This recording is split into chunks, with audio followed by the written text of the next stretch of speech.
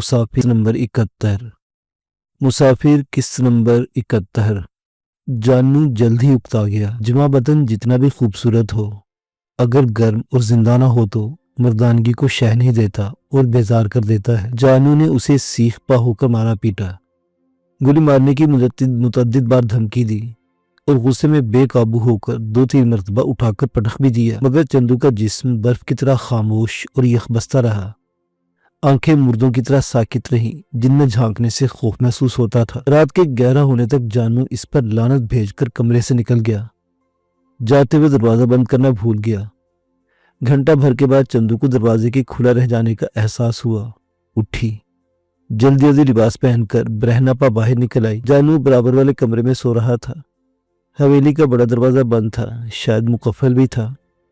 वो तनूर पर चढ़कर दीवार के पार रेत पर कूद गई। तहद्दे निगाह चांदनी में चमकते हुए टीलों पर उगे हुए झाड़ झंकार और दरख्तों पर जानवरों और दुश्मनों का गुमा होता था। वो सर झुकाए रेत पर नाक की सीध में चलती चली गई। उसे खबर नहीं थी कि वो कहाँ थी और इसे किस तरफ जाना चाहिए था। गावन के धुतकारने के बाद उमर हयात की जिंदगी का दरवाजा उस पर वाह हुआ था। वो दरवाजा बंद हुआ तो दुनिया भर के दरवाजे बंद हो गए। इन दरवाजों को किस्मत खोल सकती थी जो अभी इस पर मेहरबान नहीं हुई थी। वो पलटकर देखे बगैर चलती गई। रेत में पैर धंस रहे थे और चलना बतदरीज दोभर हुआ जा रहा था। शायद 1 किलोमीटर का फासला तय कर पाई थी कि अचानक सर में जोरदार धमाका हुआ। फिर ऊपर तले कई निस्बतन कम शिद्दत वाले कई धमाके हुए। ये मुसलसल बेआरामी और ना खत्म होने वाले इज़्तिराब का शाखसाना था। वो तवाज़ुन बरकरार न रख पाई और अपना सर दोनों हाथों में भींचकर घुटनों के बल रेत पर गिर गई। इसने खुद को संभालने की बतेरी कोशिश की, मगर नाकाम रही और बेसुध हो गई। बेजान आज़ा की तरह बाल रेत पर बिखर गए और वो जिंदगी और वक्त की खुदकार चाल से बेखबर हो गई। यही वजह थी कि जब उसे होश आया और इसने खुद को कफ्स में पाया तो ये तय न कर पाई कि वो कितनी देर बेहोश रही थी। बेहोशी में उस पर क्या बीता खबर ना थी। जानू ने एहसान जताकर अपनी मौजूदगी का एहसास दिया। मैं चाहता तो तुम्हें गोली मारकर हमेशा के लिए आज़ाद कर देता, मगर मुझे तुम पर तरस आ गया। दूसरी मर्तबा तरस नहीं आएगा, इसलिए तुम्हें अपने आप पर रहम करना होगा। इसने हंकारा भरा। जिंदगी बेमानी होकर रह गई। ऐसे में जानू की धमकी दिल पर क्या असर करती। शाम को लाटू कामयाब सौदेबाजी की खुशी चेहरे पर सजाए नजर आया। इसने चंदू की मौजूदगी की परवाह न करते हुए जानू को बताया कि वो यारन खान से 4 लाख में सौदा तय करके आधी रकम पेशगी वसूल कर लाया है। यारन खान से होने वाली गुफ्तगू का खुलासा सुनाकर बोला, तुम यारन खान के आदमियों के साथ जाओगे क्योंकि यारन खान ने शर्त आयद की है कि हम में से एक आदमी इसके कारिंदों के साथ नूरपुर तक जाएगा। देखो ना, अब इससे तल्लुकात की शुरुआत है। वो हम पर आंखें बंद करके भरोसा करने की पोजीशन में नहीं है, इसलिए इसने ये शर्त आयद की है। एक लिहाज से हमारे लिए बेहतर होगा क्योंकि मैं साहिब से कह दूंगा कि तुम हमलावरों के ताक़ुब में गए हो या वो तुम्हें भी अपने साथ ले गए हैं। ठीक है। जानू ने कुछ सोचा, फिर ताइद में सही हिला दिया। दोनों ने रकम बांट ली। बकिया रकम आज रात को माल की डिलीवरी पर मिलनी थी। रंगू को 5 लाख की तोक्को थी। 1 लाख कम हो गया था, मगर चोरी का माल बेचते हुए दिल खुला करना पड़ता है। झूमकर बोला, आओ इस कामयाबी का जश्न मनाते हैं, फिर छोरी को जरा पोंछा लगा देते हैं। 4 लाख का माल 10 लाख का नजर आए तो खरीदार का दिल खुश हो जाता है। लाटू दूसरे कमरे से सस्ती शराब की बोतल उठा लाया। दोनों ने चंदू के कैद खाने में बैठकर जश्न का एहतमाम किया। जाम से जाम टकराए और चंदू के गैर मामूली सर जिस्म से अपनी बिखरी हुई जवानी को तखवीर देने की नामुराद कोशिश की। लाटू ने बुरा सा मुंह बनाकर कहा, अगर रात को इसकी रुखसती न होती तो इसके बदन में भी शराब की आग उतार देता। मुर्दे को चूमने चाटने का खाक मजा है। जानू ने चंदू के सीने पर उल्टे हाथ का चांटा रसीद किया, नफरत से थूक दिया। जज्बात से मगलूब होकर अपना थूक चाटने लगा। लाटू ने बोतल में बच जाने वाली चंद घूंट शराब उंडेल दी। जानू मजनूनाना अंदाज में शराब चाटने लगा। बदबूदार शराब हवा में उड़ते हुए चंदू के बदन में खून की उतारने लगी। 10 बज गए। दोनों चंदू को गलीज गालियां देते हुए हट गए। लाटू ने कमरे में कोने में खाली बोतल उछाली और बेरहमी से कहा, जानू इसे नहलाओ और थोड़ी बहुत लेपापोती कर दो इस कुतिया के चेहरे पर। यारन खान के बेडरूम में ऐसी ठंडी ठाप पड़ी रही तो वो गोली मारकर कुत्तों के आगे डाल देगा हरामजादी को। जानू ने उसे गाली दी और बाजू से पकड़कर खाई तो बाथरूम में ले गया। सहरा की रात सर्द थी, मगर ना तो नहलाने वालों को परवाह थी ना नहाने वाली को ही एहसास था। बाथरूम में पानी गिरने की आवाज सुनाई नहीं दी तो जानू पाँव की ठोकर से दरवाजा खोलकर अंदर घुस गया। चंदू नलके की टूंडी तले खाली बाल्टी लिए सिर्फ गंदा बैठी थी। जानू उसके पहलू में ठुड्डा मारा, वो उलट गई। बेहिस पड़ी रही तो इसने बालों से पकड़कर टूंडी तले खींच ली वो नलका चलाने लगा। थोड़ी देर बाद उसने जिस बदन पर थूका था जेर लब गाली दे तो इसी बदन पर साबल मरने लगा। मजबूरी थी। 4 लाख देने वाला खरीदार अंधा नहीं था। उसके आंखों में धूल झोंकने के लिए मेहनत करके माल को चमकाने लगा। अगर उसे घसीट कर कमरे में लाता तो वो मिट्टी से उतर जाती, इसलिए उसके गीले बदन को कंधे पर डाले चारपाई तक लाया। फिर दोनों ने मिलकर उसे खूबसूरत बनाने की भरपूर कोशिश की। तनकीदी नजर डालकर मुतमिन हो गए तो जानू खाना तैयार करने के लिए किचन में जा घुसा। चूल्हे में जंगली कीकल की खुश्क लकड़ियां जल रही थी। शोले बाहर को लपक रहे थे और हद से निकलकर जलाने के लिए बेताब थे। आग की तरह सरिश्त में घर का जाने वाली बेईमानी की भी कोई हद नहीं होती। दोनों ने मलिक अफरा साहब को धोखा देते हुए 4 लाख कमा लिए थे। जानू 2 लाख का हिस्सेदार था। सोच में पड़ गया। इतनी बड़ी रकम तक जिंदगी में पहली बार पहुंचा था। फिर कभी ऐसी माया हाथ ना लगे मुकद्दर की बात थी। लालच जादू की तरह सर चढ़कर बोलने लगा तो इसकी ज़हनी रोह पटड़ी बदल गई। वो खाने के साथ साथ लाटू की मौत का सामान अपने इस लिबास में छुपा लाया। खाने से फारिग होते उसने पिस्तौल निकालकर लाटू के सर का निशाना लिया और कहा, बशीर अली, तुम मेरे पुराने यार हो। हमने हर मुसीबत में एक दूसरे का साथ दिया, मगर अब जुदाई का वक्त आ गया है, मुझे माफ़ कर देना। लाटू हंसा। मजाक मत करो, इसलिए तो कहता हूँ इतनी पिया करो जितनी बचा सको। इसकी उंगली ट्रैगर पर लर्जने लगी। लाटू को एक बार की जानू के चेहरे पर छा जाने वाली संगीनी का एहसास हुआ। जल्दी से बोला, ना कर यार, इसे परे हटा लो, ये चल भी सकता है। इसका जुमला मुकम्मल होते ही पिस्तौल चल गया। गोली की खौफनाक आवाज ने चंदू को झटके से गर्दन मोड़कर देखने पर मजबूर कर दिया। खाली आंखों से कुर्सी से गिरकर फर्श पर तड़पते हुए लाटू को देखने लगी। गोली इसकी पेशानी पर ऐन आंखों के दरमियान लगी थी। सुर्ख दर खून तेज फवारे की तरह निकल रहा था और इसे चीखने की मोहलत तक न मिली। चंदू ने किसी तासुर के बगैर पूछा, इसे क्यों मार दिया तुमने? ये अपने हिस्से का काम कर चुका था, मेरे हिस्से का काम बाकी था, सो मैंने कर दिया। अगर तुम्हें डरने की जरूरत नहीं, तुझे नहीं मारूंगा। जानू का चेहरा मौत की तरह पथरीला था, जबकि लेजे से खून की बूंद मुतरश्शे हो रही थी। चंदू ने एक नज़र लाटू की आखिरी झटकों पर तड़पते लाशे को देखा और रुख फेर दिया। उसका उमर हयात भी ऐसे ही तड़प कर चंद लम्हों में सड़क पर ठंडा हो गया था। जानू ने चंदू को चारपाई समेत मुलिका कमरे में मुंतकिल किया। वो नहीं चाहता था कि यारन खान के करिंदे जब चंदू को लेने के लिए मकान में आए तो इन्हें लाटू की लाश नजर आए। चंदू उसके हरकतों सकिनात को बेहिस नजरों से देख रही थी और समझ रही थी कि इस दरिंदा सिर्फ इंसान ने लाटू के हिस्से के 2 लाख रुपए डकार लेने के लिए उसे गोली मार दी थी। इस लालची रवैये पर उसे ज्यादा हैरानी नहीं हुई, क्योंकि वो इश्क का दावा करने वाले एक दीवाने को देख चुकी थी। उमर हयात का दिल अगर जानू की तरह सयाना होता तो उसे बुरा समझने के बावजूद भयानक शैतान न बनता। गुस्से में आपे से बाहर होकर उसे हवेली से निकाल देता, मार मार कर अदमुआ कर देता, या हद करता तो गोली मार देता। अगर भेड़िए की तरह बेरहमी और सफाकी से उसे पामाल करते हुए अपनी नामुराद मर्दानगी को सीराब न करता। जानू उसके लिए चाय का प्याला भर लाया। वो सर झुकाए पीती रही और दानिस्ता तौर पर अपने बदन से नजरें चुराती रही। अपने आप से घिन आने लगी। उस जालिम शख्स पर दिल दुखा जो उसे बेगुनाह अलूदा मोहब्बत की निशानी बनाकर किसी कोख में डालकर पीछे हट गया था। उस जवानी के मुंहजोर जज्बों की भेंट चढ़ने वाली औरत पर गिला हुआ जो उसे पैदा करने के बाद मारने के बजाय जिंदा दरिया में फेंक गई थी। उसे गामन भी उस करीब बुरा लगा। वो अगर उसे पानी की मुंहजोर लहरों से ना छीन लेता, बिना वजूद को चंदू माही न बना देता तो वो डूब गई होती, मर खप गई होती और जिंदगी को आगाज में मौत का जायका कुछ ज्यादा बुरा भी न लगता। अब वो ना तो मर सकती थी और ना ही दुनिया की कमीनगी उसे जिंदा रहने के काबिल छोड़ा था। इसके बराबर चारपाई पर बैठा हुआ जानू देख तो उसे रहा था, मगर उसकी चश्मे तस्वुर में 4 लाख रुपए के नोट चमक रहे थे। नोटों की मखसूस खुशबू उसके चहार सु फैली हुई थी। इस खुशबू में उसके यार बशीर अली उर्फ लाटू की दरीना दोस्ती की लाश से उठने वाला ताफुन दब गया था। हवस आंखों पर पट्टी बांध देती है। वो भी ज्यादा के चक्कर में अंधा हो गया था और किस्मत उसे धोबी का कुत्ता बनाकर घर और घाट में चकराने पर मजबूर करने वाली थी, मगर वो नहीं जानता था लाटू ने कुछ नहीं छुपाया था। उसे जिगरी यार समझकर अपनी यारी की लज पालता चला आया था, मगर किसी वजह के बगैर उसने बात छुपा ली थी कि यारन खान के दस्ते रास्त उस्ताद रंगू से उसका रस्मी ताल्लुक नहीं था, बल्कि वो उसका लंगोटिया यार था। दोनों का बचपन एक ही गली में खेलते कूदते गुजरा था। वही उस्ताद रंगू अपने बास यारन खान का पहलू गरमाने के लिए 2 लाख के गरम गरम नोट उठाए इस सहरा के दिल में पहुंचने वाला था। रात निस्वर तय कर चुकी थी जब खौफनाक सन्नाटे में किसी गाड़ी के इंजन की घरघराहट उठी। जानू जल्दी से उठा और कमरे से निकल गया। जाते हुए दरवाजा बाहर से बंद कर गया।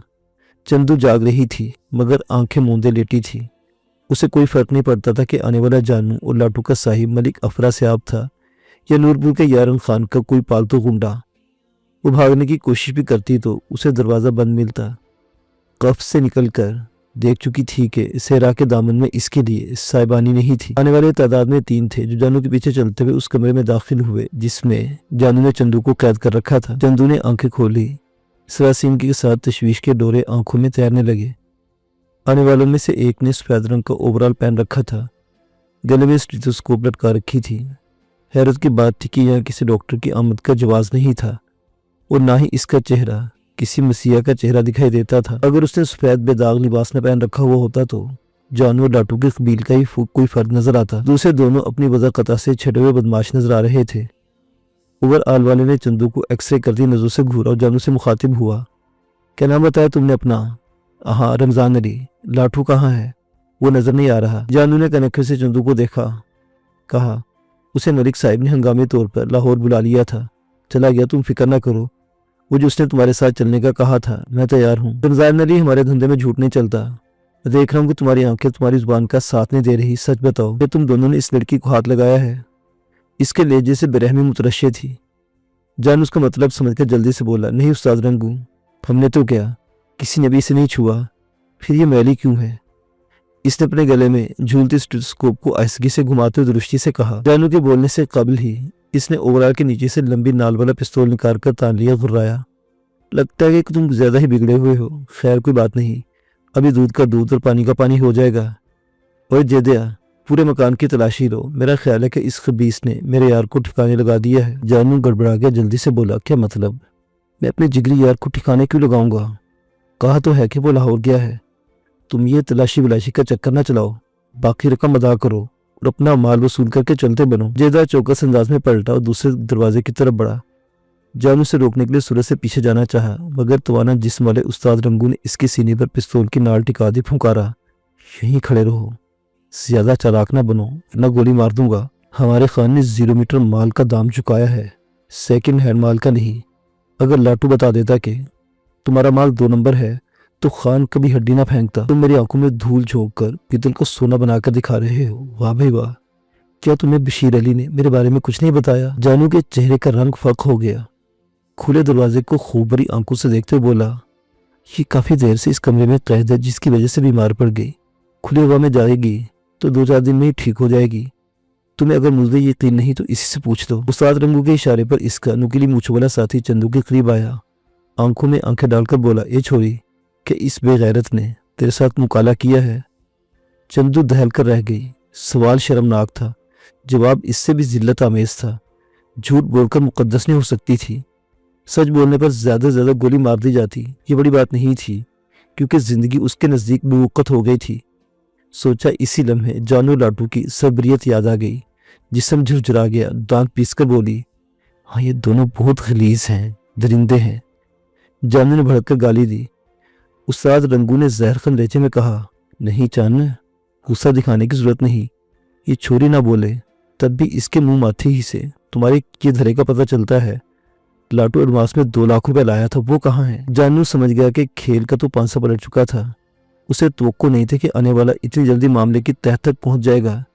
कुछ कहने ही लगा था कि जेद ने कमरे में आकर सनसनी अमेज अंदाज में कहा, उस्ताद तुम्हारा यार साथ वाले कमरे में मुर्दा पड़ा है, मुझे गोली लगी है उसे।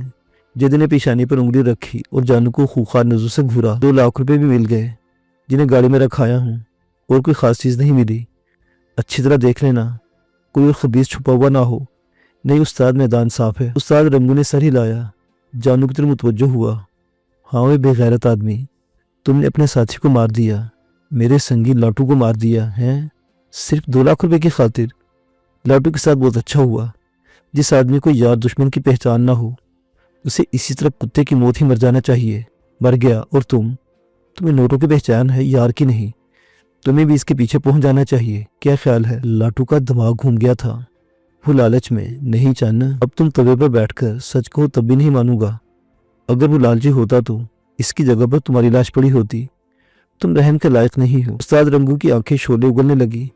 जानू ने थूक निकला, मगर ये हमारा मसला है उस्ताद, तुम अपने काम से काम रखो और टांगा पक्की पर चढ़ाओ। उस्ताद रंगू ने कहकर लगाया, सफाकी से बोला, टांगा पक्की पर चढ़ाओ? वाह भाई वाह, क्या डायलॉग मारा है तुमने, मगर मैं नहीं, ये काम तुम करोगे। घोड़े को शांटा मारो और टांगा इसी पक्के पर चढ़ा दो जिस पर लाटू गया है। इसके साथ ही उसने लबलबी दबा दी। गोली खौफनाक आवाज के साथ निकली और जानू के सीने में धंस गई। इसके हलक से दबी दबी चीख निकली, डगमगाया, दीवार से पुश टिकाकर एक जरा संभला, पिस्तौल निकालने के लिए हाथ मारने लगा। उस्ताद रंगू ने इसका इरादा भांप लिया और निशाना लेकर दूसरा फायर दाग दिया। गोली सीधी जानू के नरखे में लगी, खून का फवारा फूटा और फड़फड़ाकर दीवार की जड़ में ढह गया। तीसरी गोली खोपड़ी में सुराख कर गई। इसकी कहानी खत्म हो गई। उस्ताद रंगू उस पर नफरत से थूकता हुआ दूसरे कमरे में पड़े। बशीर अली उर्फ लाटू का आखिरी दीदार करने चला गया, जबकि जेदा तेजी से चंदू की तरफ बढ़ा। वो कानों पर हाथ रखे फटी फटी नजरों से लहू में नहाने वाले जानू को देख रही थी। जेदे ने उसे बेदर्दी से खींच लिया और हवेली के दरवाजे तक घसीटता गया। दरवाजे के बाहर थड़े पर सफेद रंग की हाई रूफ एम्बुलेंस खड़ी थी। जेदे ने उसे एम्बुलेंस के बेड पर फेंका। इस वक्त उस्ताद रंगू भी हवेली से निकलकर गाड़ी की अगली नशीत पर बैठ गया, जबकि तीसरे शख्स ने ड्राइविंग सीट संभाल ली। जेदे ने मेडिकल बॉक्स से भरी 2 सिंजें निकाली, एक चंदू के बाजू की वरीद में लगाई, दूसरे कंधे के मांस में। अभी नीडल गोश्त में ही थी कि चंदू अधखुली आंखें ठहरने लगी। जूद असर दवा ने चंद ही लम्हों में उसे दुनिया माफिया से गाफिल कर दिया। जेदे ने उसके टखने पर फोर्स पीस की जरब लगाई, फिर मुतमईन होकर बोला, चलो उस्ताद, उड़ने वाला गेयर लगा दो। छोकरी ख्वाबों की बग्घी में सवार हो गई है। रंगू ने ड्राइवर को गाड़ी स्टार्ट करने का इशारा किया। गर्दन मोड़कर चंदू पर नजर डाली, बोला, ट्रिप लगाकर इस पर चादर डाल दो। ये मरीज नजर आएगी तो हमें नूरपुर तक किसी रुकावट का सामना नहीं करना पड़ेगा। उसे खबर नहीं थी कि एम्बुलेंस ने कितना सफर किया, कितनी देर तक चलती रही, मगर जब आंख खुली तब अपने कफ्स के बदलने का फौरन एहसास हो गया। ये कमरा मलिक अपरा साहब के सराय मकान वाले कमरे से बहुत मुख्तलिफ था। चारपाई के बजाय यहाँ वो नहायत आरामदेह बेड पर चारों शाने चित पड़ी हुई थी।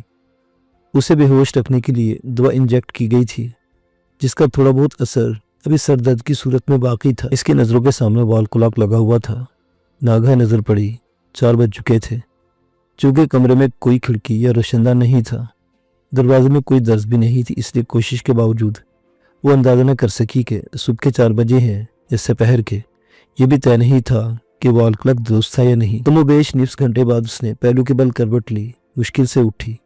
नंगे पैरों को दबीज करीन का लम्स अजीब सा लगा। कमरा वॉल टू वॉल कारपेटेड था। इसने दरवाज़ा खोलने की कोशिश की, मगर वो बाहर से मुकफ्फल था।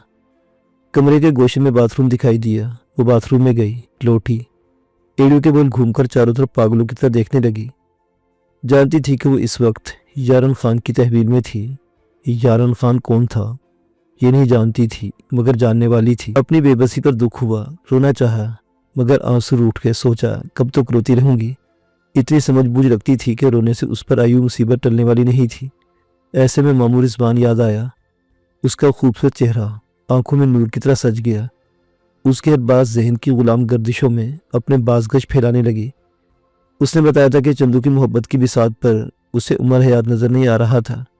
वो बज़ाहिर खामोश रही थी, मगर दिल से नहीं मान रही थी। उमर हयात की मोहब्बत पर यकीन था, मगर किस्मत ने समझा दिया था कि मोहब्बत की आसूदगी इसकी मरहून करम होती है। वो चाहे तो मिला दे, चाहे तो तिनकों की तरह बखेर कर जिंदगी भर के लिए दूर कर दे। वो दूर कर दी गई थी, ऐसे कि ना तो वो समा लौट सकता था, न उमर हयात की कब्र में जान पड़ सकती थी। मामूर इज़्ज़त के बड़ी मुसीबतें बाहें खोले चंदू का इंतजार कर रही हैं। वो बेज़मीनो आसमान होकर मुसीबतों के रहम करम पर चकरा रही थी। कोई जाए पनाह नहीं मिल रही थी, न भागने की कोई राह, न जाने सिलसिला कब तक चलना था। इंसान हर तरफ से मायूस होकर ऊपर देखता है। ऊपर वाला दिखाई नहीं देता, मगर ऊपर देखने वाले को यकीन होता है कि वो सुन रहा है। तभी दिल की जुबान से पुकारता है। इसके दिल से भी होक उठी, अर्श तक पहुंची या नहीं, उसे फर्श पर गिरा गई। उसका दुनिया में कोई नहीं था जो उसके पीछे आता, उसे शैतानों की दस्तक से निकालता। अलफ लैल भी कहानियां पर रखी थी, मगर समझ में आता था कि शहजादों का अहद अपनी पोटली बांधकर रुखसत हो चुका था। इसका शहजादा पहले ही वार में चारों शाने चित हो चुका था। और कौन था? और कोई ना था जो उसके लिए भयानक चेहरे वाले भूतों और जिन्नों से आन टकराता। दिल गिरफ्ता सी बाथरूम में गई, वुजू करके कमरे के नुक्कड़ में खड़ी हो गई। काबे का रुख मालूम नहीं था। लाचार दीवार की तरफ मुंह कर लिया, नमाज की नीयत की, हाथ उठाकर कानों की तरफ ले जाने चाहे, मगर अचानक दिल धक से रह गया। वो खुदा के दरबार में खड़ी थी, जबकि उसका बदन कितना गंदा था, वो खुद कितनी गंदी थी। क्या तफून छोड़ते हुए शख्स को इज़्ने बारिया भी मिलता है? अज खुद नफी में सर हिल गया। ہاتھ بے جان انداز میں رانو پر گر گئے، سر جھکائے کھڑی سوچتی رہی، پھر دوسرے گوشے میں ایستادہ چوبی وارڈ روم تک گئی، دونوں پٹ کھول کر ہینگروں میں لگے ہوئے قیمتی ملبوسات کو دیکھنے لگی، وہ شاید اسی کے لیے رکھے گئے تھے۔ پھر باتھ روم میں گھس گئی، اس کے جسم کا کوئی حصہ کنوارا نہیں رہا تھا، عضو پر ہواسالود ہاتھوں کا میل چپکا ہوا تھا، وہ ٹھنڈے پانی سے اپنا عضو دھوتی رہی، 2-3 مرتبہ صابن لگانے پر بھی دل مطمئن نہ ہوا تو شاور کے گرتے ہوئے پانی تلے آنکھوں کے شاور چلانے لگی، تب خیال آیا کہ من اپنا بھی آپ دھونا چاہتا تھا۔ کافی وقت گزر گیا، اس پر کپ کپی طاری ہو گئی، خود کو اچھی طرح پونچھ کر کپڑے پہننے لگی تو ان کپڑوں سے کراہت آنے لگی، انہیں کئی گندے ہاتھوں نے چھوا تھا۔ اس نے تولے لپیٹا اور باتھ روم سے نکل کر وارڈ روم تک جانا چاہا، مگر شرم سے ادکھلے دروازے میں رک گئی۔ وہ سین چیر کر چمکتے دن کی شوق دھوپ میں باتھ روم سے نکل کر لاٹو اور جانو کی حرام کر آنکھوں کے سامنے اپنے کمرے میں آ سکتی تھی، مگر خالی کمرے میں پیر نہ رکھ سکی۔ تب سمجھ میں آیا کہ اس کا من دھل چکا تھا۔ اس نے اپنا اترا ہوا لباس پہنا اور وارڈ روم تک گئی، ایک سوٹ نکال کر پھر باتھ روم میں گھس گئی۔ اب بارگاہ عزتی میں کھڑی ہوئی تو دل اندیشوں سے پاک تھا۔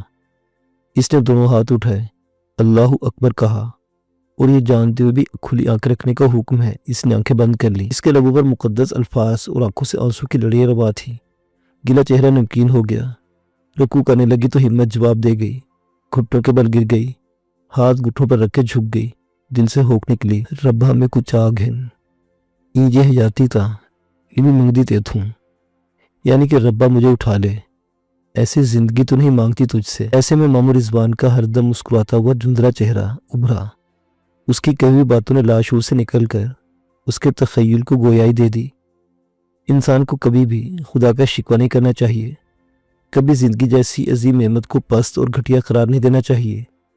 زندگی کے خالق کو برا لگتا ہے اگر اس کی دی ہوئی عطا کو جھٹلایا جائے، زندگی میں ہر آن اس سے مدد اور فلاح کی دعا مانگنی چاہیے۔ اسے اپنے دونوں ہاتھوں سے چہرہ پیٹ لیا، روتے روتے اونچی آواز میں بولی، نہیں ربا، تو مجھے جس حال میں بھی رکھے میں خوش ہوں۔ دل دکھا ہوا تھا، بے اختیار لبوں پر آ کر بیان کرنے لگا، مگر یہ کوئی حال بھی تو نہیں سونے ربا کہ تو نے مجھے اتنا خوبصورت بدن اس لیے دیا تھا اسے کتے میں موڑتے رہے۔ اگر میرا بدن تیرے کسی نیک بندے کی امانت ہے تو اسے فوراً بھیج دے تاکہ وہ آ کر سنبھال لے، اور اگر میرے مقدر میں یہی کچھ لکھا ہے تو میرے بدن میں کیڑے ڈال دے، اس میں بدبو بھر دے تاکہ ہر کوئی مجھ سے دور رہنے پر مجبور ہو۔ وہ کافی دیر عبادت اور خود کلامی میں مصروف رہی، پھر بے دم سی ہو کر بیڈ کی پائنتی کے تختے سے کندھا ٹکا کر لمبی لمبی سانسیں لینے لگی۔ اس کے لیے کھانا لانے پر ایک غیر معمولی دبلا پتلا اور مدگوک بدن والا نوکر تعینات تھا۔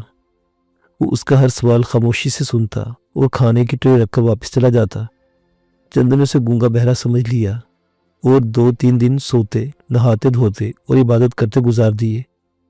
اس نے اس کمرے سے نکل بھاگنے کی کوشش تک نہیں کی تھی، کیونکہ مسلسل خوف اور تکلیف رسانی کے بعد اس کے اعصاب جواب دے چکے تھے۔ اس کی نظروں کے سامنے ہونے والی قتل و غارت نے اس کی نفسیات پر بدترین اثرات مرتب کیے تھے، اور وہ نہ چاہتے ہوئے بھی یارن خان کا انتظار کرنے لگی۔ 3-4 دن بعد جب اچانک یارن خان اپنے کارندے استاد رنگو کی میت میں اس کے کمرے میں داخل ہوا تو وہ چونک سی گئی۔ استاد رنگو اور ملک اقبال صاحب کے گنڈوں کے برعکس وہ بہت وجیح اور باوقار شخصیت کا مالک تھا۔ جب تک رنگو کمرے میں موجود رہا وہ دلچسپی آمیز نظروں سے چندو کو دیکھتا رہا اور رنگو کی خوش آمدانہ باتوں کا جواب ہوں ہاں میں دیتا رہا۔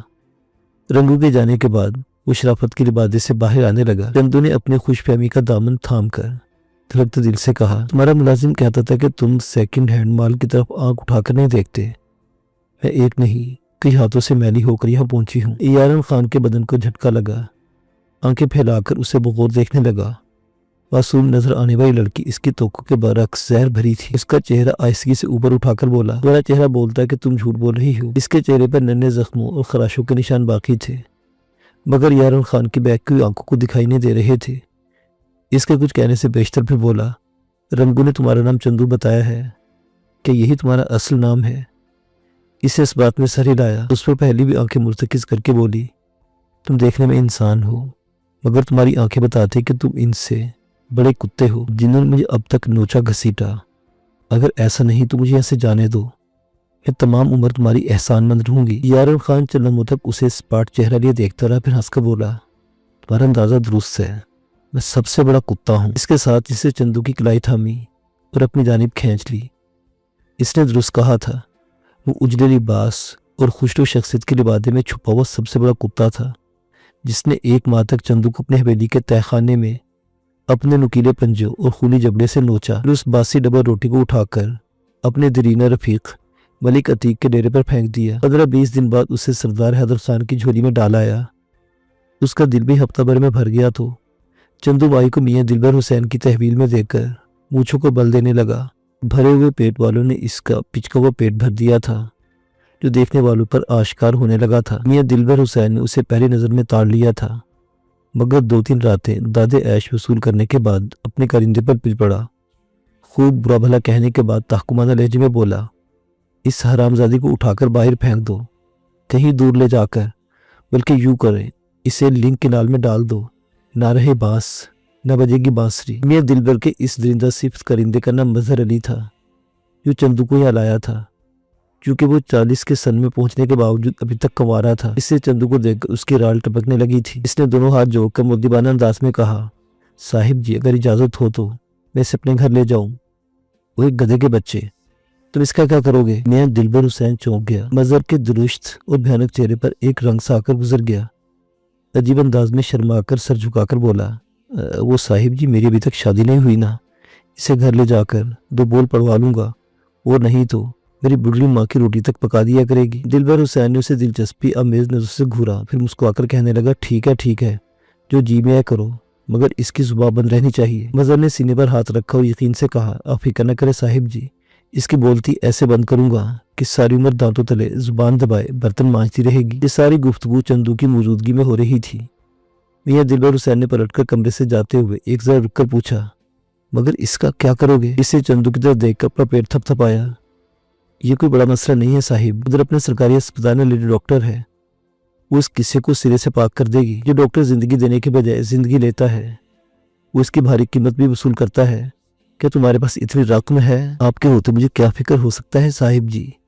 मजहर अली ने चापलूसी से कहा, बहुत कमीने हो, पर खैर ले जाओ और इसे अपनी जोरू बना लो। दुल्हन के साथ साथ तुम्हें 1 महीना की छुट्टी भी देता हूँ, जाओ जाकर ऐश करो, मैं आपका एहसान उम्र भर नहीं भूलूंगा। हातिम ताई की लात खाकर मजहर अली ने सर झुकाकर मुसर्रत भरे लहजे में कहा। चंदू फटी फटी नजरों से दोनों को खामोशी से देख रही थी। मियाँ दिलबर हुसैन ने अपने वॉलेट से कुछ नोट खींचे और मजहर अली की तरफ उछाल दिए। वो नोट झपटने के लिए उधर उधर हाथ मारने लगा। मियाँ दिलबर हुसैन उसकी बाउली हरकत को देखकर हंसता हुआ रुखसत हो गया। मजहर अली ने फर्श पर गिर जाने नोट उठाए, होंठों से लगाकर जेब में डाले और खुशी से झूमा, मियाँ साहिब जिंदाबाद जिंदाबाद। वो पूरे इसने बेड पर सर झुका बैठी चंदू को बाहों में भरकर उठा लिया, एड़ियों पर घूमर बोला, इतनी खूबसूरत छोकरी को मारने का क्या फायदा? मियाँ साहिब भी कमाल करते हैं। चंदू के लिए जिंदा बच जाना और मजहर अली जैसे सांड के हाथों में फिसल जाना ज्यादा अहमियत नहीं रखता था।